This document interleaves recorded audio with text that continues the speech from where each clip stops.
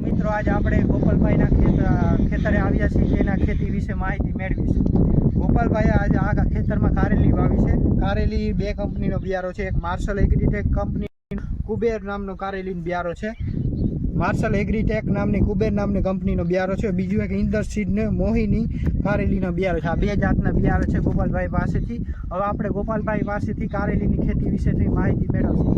આ કારેલી તમે કેટલા વીઘામાં વાવેલી છે? આ કારેલી આપણે 2 વીઘાની વાવેલી છે, બરાબર. આમાં ચોપીને વાવી છે ને? ચોપીને માણસ દ્વારા, અને 40ના ગાળે વાવેતર કરેલું છે. 40ના ગાળે એટલે વાવેતર કર્યું છે, મારે આમાં પોપોય ભેગી વાવેલી છે કે એ 80ના ગાળે વાવેતર થાય તો પાછું મારે એ 2 વર્ષનો માલ છે, તો એના માટે કોઈ જાતનું તકલીફ ન પડે પોપોયને.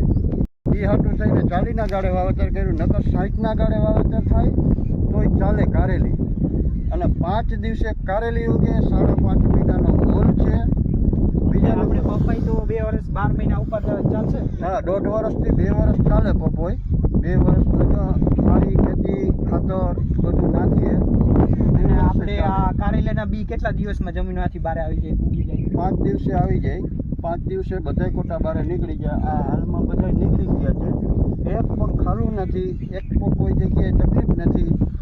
દેશી ખાતર મેં આમાં 2 ટ્રેક્ટર 2 વીઘામાં નાખેલું છે, ચાંસે ભરેલું છે માણસ દ્વારા, એટલે બહુ સારું ઉગાવો છે. પપાઈ કેટલા દિવસે બહાર આવશે? બપોરે 12 દિવસે ઓછામાં ઓછી આવે. 12 દિવસે જો કદાચ ઓછો તડકો પડે ને મીડિયમ રેન્જનું વાતાવરણ હોય તો 10 દિવસે 11 દિવસે દેખાય, નકર 12 થી 13 દિવસે દેખાય. 2 દિવસનું અંતર રહે છે. પપાઈમાં નર અને માદાનું કઈ રીતે વાવ્યું છે? નર અને માદા થાય જ.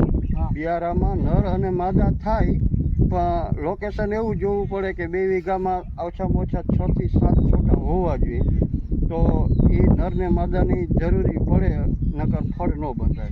જનરલી સામાન્ય રીતે આપણે સાયન્ટિફિક રીતે 10% નરનું પોપ્યુલેશન જોતું હોય છે પપૈયા. પપૈયા છે એ ડાયોસિસ નેચરના પાક છે. નર અલગ વસ્તુ છે, માદા અલગ વસ્તુ છે. તો ફર્ટિલાઇઝેશન માટે નર અને માદાનું પોપ્યુલેશન મેન્ટેન રહે, એટલા માટે સાયન્ટિફિક રીતે 10% નરનું પોપ્યુલેશન રિક્વાયર હોય છે. ચાલો ભીંડાનું હવે જોઈએ. આ કારેલીના સીડ છે જે જર્મિનેટ થઈ ગયા છે. આ બિયારો બિયારો ખબર થઈ ગયું પેલા ઇન્ટ્રોડક્શન આપે.